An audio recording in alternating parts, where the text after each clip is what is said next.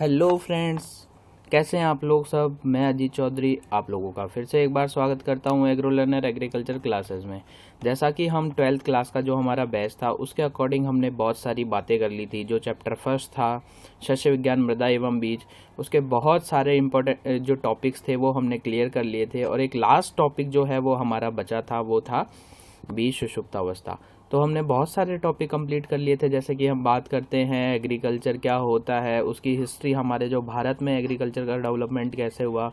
उसके बाद में एग्रोनॉमी जो वर्ड है उसके बारे में हमने बात की। उसके बाद में हमने सस्य विज्ञान का क्या क्या महत्व है और उसके कौन कौन से इम्पोर्टेंट कार्य क्षेत्र हैं।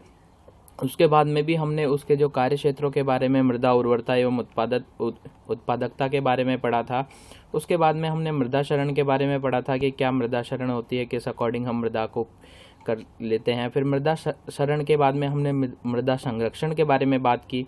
और मृदा संरक्षण के बाद में कौन कौन से कारक, कौन कौन सी क्रियाएं हम करते हैं मृदा क्षरण को रोकने के लिए, संरक्षण करने के लिए।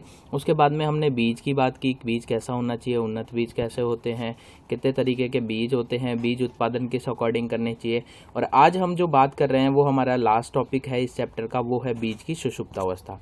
तो आइए हम बात करते हैं बीज की सुषुप्तावस्था क्या होती है, जो कि हमने पहले बात कर ली थी कि वह अवस्था बीज की जिसके अंदर हम क्या करते हैं।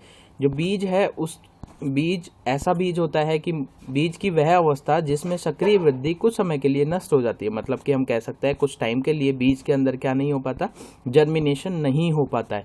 चाहे हम उसको सारी जो अनुकूल दशाएं हैं उन अनुकूल दशाओं के अंदर भी हम उस बीज का क्या करते हैं, बीज को उगाते हैं। सारी आवश्यक पोषक तत्वों की जो कमी होती है, प्रकाश जो चाहिए होता है वो भी होता है। उसके बाद में भी वो उसमें जो क्या है, बीज में अंकुरण नहीं हो पाता है। जो बीज में अंकुरण नहीं हो पाता है कुछ समय के लिए, उसी को हम क्या कहते हैं, सुषुप्तावस्था कहते हैं। अब हम बात करते हैं सुषुप्तावस्था कितने प्रकार की है। तो हम बात करते हैं जो सुषुप्तावस्था 3 प्रकार की होती है। पहला कहते हैं प्राथमिक सुषुप्तावस्था, दूसरी जो है द्वितीयक सुषुप्तावस्था, और तीसरी जो सुषुप्तावस्था है उसे कहते हैं तृतीयक सुषुप्तावस्था या बलकृत सुषुप्तावस्था। तृतीयक सुषुप्तावस्था और बलकृत सुषुप्तावस्था, तृतीयक सुषुप्तावस्था है उसी को ही बलकृत सुषुप्तावस्था कहा जाता है। अब हम बात करते हैं कि प्राथमिक सुषुप्तावस्था क्या होती है। प्राथमिक सुषुप्तावस्था वह सुषुप्तावस्था होती है जिसमें बीज के जो भार होता है, मतलब बीज का जो वेट होता है, मतलब बीज खुद के अंदर जो है परिपक्व हो जाता है, पर परिपक्व होने के बाद में भी वह अंकुरण होने के योग्य नहीं हो पाता है।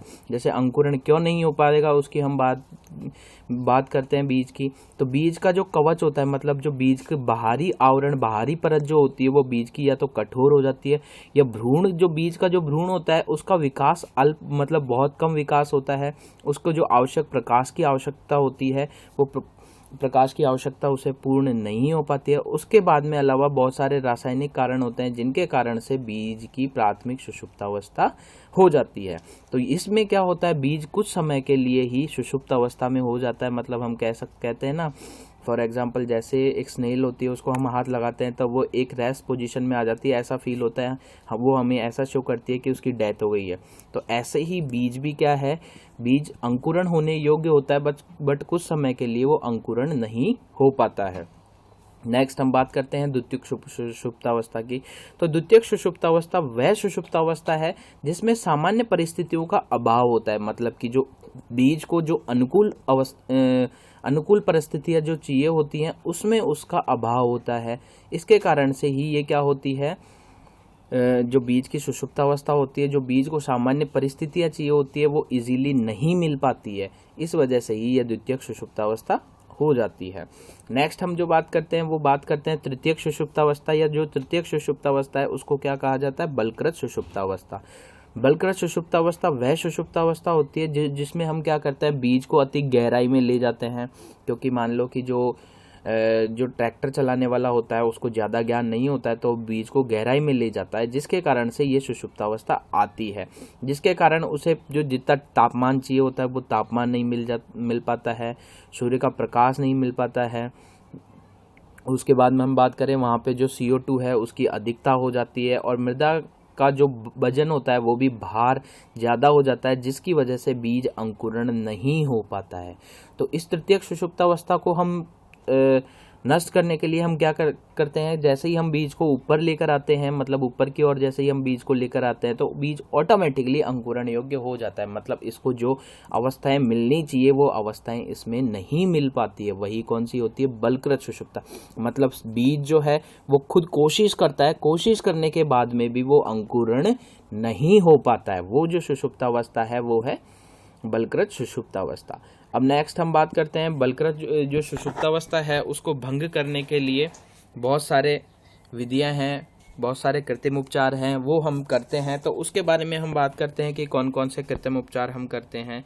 जैसे कि हम बात करते हैं, सबसे पहले बहुत सारे मेथड्स हैं जिनमें से 4-5 मेथड इंपॉर्टेंट है। जैसे कि पहला हम बात करते हैं प्रकाश से उपचार। प्रकाश से उपचार हम किस अकॉर्डिंग करेंगे, प्रकाश से उपचार इस अकॉर्डिंग करेंगे कि जैसे हम धूप में उनको जो बीज हैं उनको सुखा लेंगे। बीज को धूप में सुखाने से क्या होगा कि जो बीज के अंदर या भी कोई कीटनाशक है या जीवाणुनाशक है वो उसमें नष्ट हो जाएगा। इसके अकॉर्डिंग हम क्या कर सकते हैं, बीज को जो है प्रकाश से उपचार कर सकते हैं। नेक्स्ट जो उपचार है वो ताप से उपचार। ताप से उपचार का मतलब है गर्मी से, या तो हम उसको जो बीज है उसको क्या करेंगे, या तो बहुत गर्मी में रख देंगे, या हम उस बीज को क्या कर देंगे, ठंडा होने के लिए रख देंगे, या उस बीज को हम क्या करेंगे कि जो नॉर्मल टेम्परेचर होता है, जैसे कि हमारे वातावरण का जो टेम्परेचर होता है उसके अकॉर्डिंग भी हम उसे बीज का जो है ताप से उपचार कर सकते हैं। कई बार हम बीज को ज़्यादा जैसे कूलिंग टेम्परेचर में, ठंडे वो तापमान में रखते हैं तो उससे उसकी सुषुप्तावस्था टूट जाती है। कई बार ज़्यादा हाई टेम्परेचर में अगर हम उसे रखते हैं तो उससे भी उसकी जो सुषुप्तावस्था है वो टूट जाती है। नेक्स्ट हम बात करते हैं पश्च परिपक्व, मतलब पोस्ट मैचुरेशन। पोस्ट मैचुरेशन का मतलब ये है कि इस अकॉर्डिंग हम बीज को सुषुप्तावस्था बात करें, जैसे कि खुरचेंगे, खुरचना, जैसे बीज का जो बाहरी आवरण होता है उसको हम क्या करेंगे, जो कठोर बन जाता है उसको हम तोड़ देते हैं, जिससे कि वो इजीली क्या हो जाता है, जर्मिनेशन हो जाता है। नेक्स्ट हम बात करेंगे क्षय चिन्ह। क्षय चिन्ह क्या होता है, स्कैरिफिकेशन। स्कैरिफिकेशन का मतलब होता है खुरचना, ही वही सेम चीज है। पश्च परिपक्वन जो है उसका मतलब होता है कि इस अकॉर्डिंग हम बीज को सिस्टमेटिक मतलब परिपक्व होने देंगे, क्योंकि पहले हम क्या करते हैं, बीज को परिपक्व ना होने देने से पहले ही हम बीज की कटाई कर लेते हैं, जो कि बहुत गलत होता है। तो बीज की जो हम कटाई करें वो निश्चित समय पर कर लें। क्षय चिन्ह मतलब यानी स्कैरिफिकेशन यानी खुरचना, बीज को खुरचते हैं, या तो हम फिजिकल मेथड से बीज को खुरचते हैं या हम किसी केमिकल मेथड से बीज को खुरचते हैं, जिससे कि जो आउटर लेयर होती है, बाहरी जो परत होती है वो कठोर ना हो और वो इजीली मुलायम हो। जैसे भौतिक स्कैरिफिकेशन की अगर हम बात करते हैं, भौतिक मतलब उसको या तो हम क्या करेंगे, या तो किसी जो फुहाल होता है, फुहाल के अलावा जो हम बात करते हैं जैसे कोई टाट की बोरी होती है, उस टाट की बोरी को लेके हम बीज को रख के और उसके बाद में उसे वहाँ पे से क्या करेंगे, खुरचेंगे। नेक्स्ट हम बात करेंगे कि रासायनिक बहुत सारे केमिकल्स आते हैं, जो उन केमिकल्स की मदद से हम उस बीज की जो है सुषुप्तावस्था को तोड़ सकते हैं। नेक्स्ट हम बात करते हैं रसायनों का उपचार। रसायनों के उपचार की बात करते हैं तो हमारे जो बहुत सारा मार्केट जो होता है उसमें बहुत सारे केमिकल्स अवेलेबल होते हैं, जिससे हम क्या कर सकते हैं, बीज में जो भी सुषुप्तावस्था भंग करने के जो रासायनिक पदार्थ पाए जाते हैं उन रासायनिक पदार्थों का उपयोग कर सकते हैं। जैसे कि हम बात करें कौन कौन से रसायनों का उपयोग हम कर सकते हैं, तो रसायनों की हम बात करें तो रसायन जो जिबरेलिन्स है उसका हम उपयोग कर सकते हैं, साइटोकाइनिन्स है उसका उपयोग हम कर सकते हैं, इथाइलिन का उपयोग हम कर सकते हैं।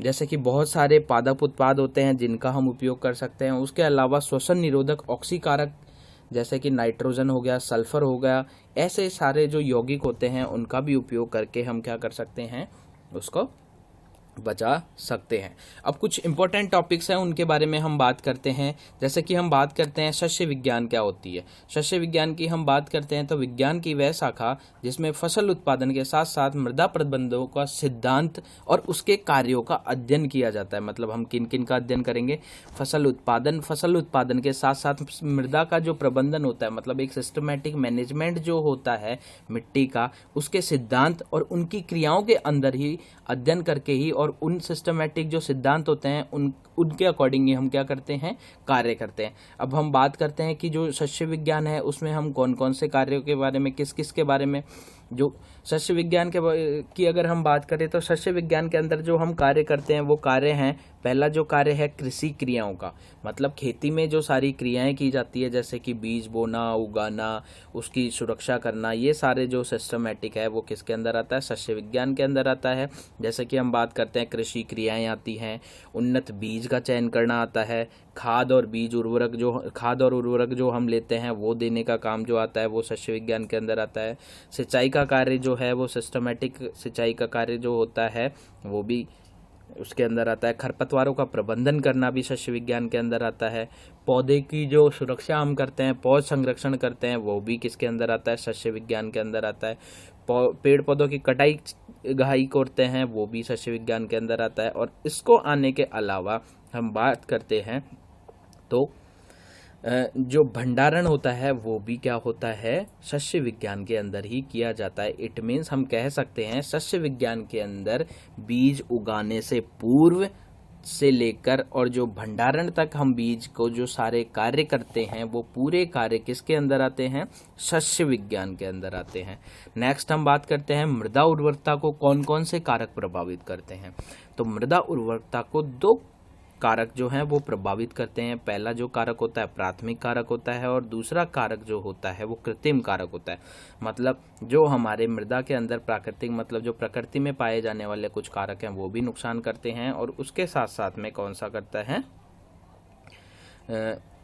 जो है कृत्रिम कारक भी नुकसान करते हैं।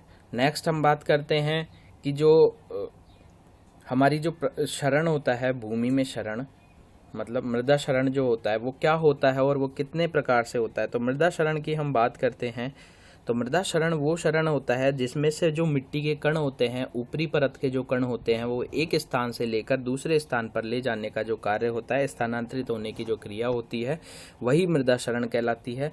मृदा क्षरण की हम बात करें तो मृदा क्षरण दो तरीके से ही दो प्रकार से होती है, एक प्राकृतिक क्षरण होती है और एक त्वरित क्षरण होती है। प्राकृतिक क्षरण जो हमारी प्रकृति में जो भी चेंजेस होते हैं उसके कारण जो होती है वही प्राकृतिक क्षरण होती है।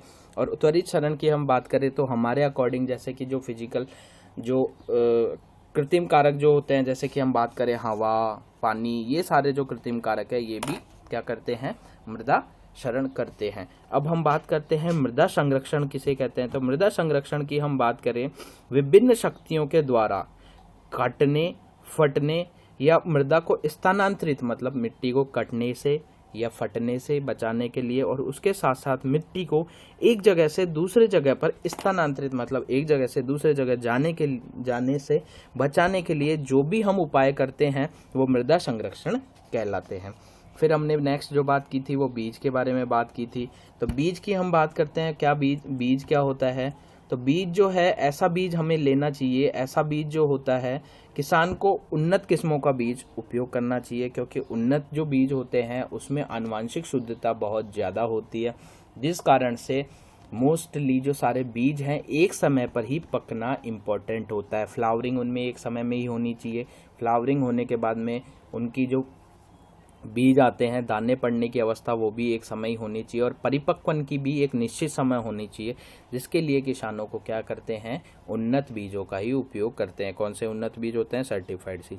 नेक्स्ट हमने बात की थी कि कितने प्रकार के बीज होते हैं। तो बीज 4 प्रकार के पाए जाते हैं, जैसे कि मूल केंद्रक बीज, प्रजनक बीज, आधार बीज और प्रमाणित बीज। 4 तरीके के बीज थे, हमने इनकी बात की थी कि इनमें कौन कौन सा टैग होता है। जो मूल केंद्रक बीज होते हैं, प्रजनक बीज होते हैं, उनकी जो आनुवांशिक शुद्धता होती है वो 100% मतलब 100% उसकी क्या होती है, शुद्धता पाई जाती है। हमने बात की थी जो प्रजनक बीज होते हैं उनके अंदर सुनहरे पीले रंग का टैग पाया जाता है उनकी थैलियों पे। आधार जो बीज होते हैं उनके अंदर सफ़ेद रंग का टैग लगा हुआ होता है और जो प्रमाणित बीज होते हैं उनके अंदर नीले रंग का टैग लगा हुआ होता है। इस अकॉर्डिंग हमने बात की थी। आनुवांशिक शुद्धता के बारे में हमने नेक्स्ट जो बात की थी वो बात है कि कौन कौन से बीज की सुषुप्तावस्था क्या होती है। तो आज ही हमने इस वीडियो में बात की है कि बीज को संपूर्ण जो है बीज की हम कह सकते हैं कि जो संपूर्ण अवस्थाएं होती हैं, मतलब जो अंकुरण के लिए जो आवश्यक पोषक तत्व होते हैं उन सभी की उपलब्धता कराने के बाद में भी जो बीज का अंकुरण नहीं हो पाना, वही बीज की क्या हो पाती है, सुषुप्तावस्था कह जाती है। सुषुप्तावस्था के प्रकार हमने बात किए थे, तो 3 प्रकार की बीज की सुषुप्तावस्था होती है, प्राथमिक सुषुप्तावस्था, द्वितीयक सुषुप्तावस्था और तृतीयक सुषुप्तावस्था, या हम उसे क्या कहते हैं, बलकृत सुषुप्तावस्था। और सुषुप्तावस्था भंग करने के जो कृत्रिम कारक थे वो थे प्रकाश से उपचार, ताप से उपचार के बाद में पश्चिम परिपक्वन, और उसके बाद में था क्षय चिन्ह और रसायनों का उपचार के अकॉर्डिंग ही हमने क्या किया था। तो क्लास ये हमारा आज का चैप्टर, फर्स्ट जो चैप्टर था ये फिनिश होता है। अब हम बात करते हैं, तो हमारी जो नेक्स्ट क्लास होगी वो जो सेकंड चैप्टर है 12th क्लास का, जिसका नाम है जैविक खेती, परिभाषा, महत्व एवं भविष्य, उसको लेकर आप लोगों को लिए वीडियोस हम बनाएंगे। नेक्स्ट वीडियो सेकंड चैप्टर की। इस वीडियो को, अगर ये चैप्टर की वीडियोस अगर आपको पसंद आती हैं तो इस पे लाइक करें, वीडियोस पे कमेंट करें और शेयर करें, अपने जो फ्रेंड्स हैं उनको फैलाएं ये वीडियो। और उसके अलावा अगर आपको वीडियो बहुत ही ज़्यादा पसंद है, आप लोगों के लिए बहुत अच्छी लग रही है, जैसे कि आप लोगों के चैप्टर वाइज जो मैंने टॉपिक लिए हैं उनको समझाया है, अगर आपको बहुत अच्छी ज़्यादा पसंद आती है तो हमारा जो चैनल है एग्रो लर्नर एग्रीकल्चर क्लासेस, उसको सब्सक्राइब करें। हाँ, एक इम्पोर्टेंट नोटिफिकेशन कि आप स्टूडेंट्स, आज चैप्टर 1 कंप्लीट हो गया है। आज इसी चैप्टर के जो नोट्स हैं वो टेलीग्राम जो हमारा चैनल है एग्रो लर्नर एग्रीकल्चर क्लासेस, वह उसको ज्वाइन कर लें। वहाँ पे शाम को 7 बजे आपको नोट्स अवेलेबल हो जाएंगे। और नेक्स्ट वीडियो में हम मिलते हैं। Thank you. तब तक के लिए आप लोग प्लीज़ वीडियो को लाइक करें, कमेंट करें, शेयर करें और चैनल को सब्सक्राइब करें। Thank you. Agro learner agriculture classes.